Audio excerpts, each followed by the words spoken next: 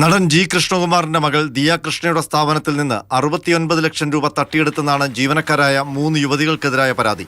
കൃഷ്ണകുമാറും കുടുംബവും തട്ടിക്കൊണ്ടുപോയി ഭീഷണിപ്പെടുത്തിയെന്ന ജീവനക്കാരുടെ പരാതിയിലാണ് എതിർകേസ്.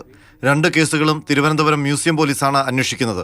മ്യൂസിയം പോലീസിന്റെ ക്രമസമാധാന തിരക്കുകൾ കാരണം സെൻസേഷണലായ ഈ കേസുകൾ ക്രൈംബ്രാഞ്ചിന് കൈമാറണമെന്ന് സിറ്റി പോലീസ് കമ്മീഷണർ റിപ്പോർട്ട് നൽകി.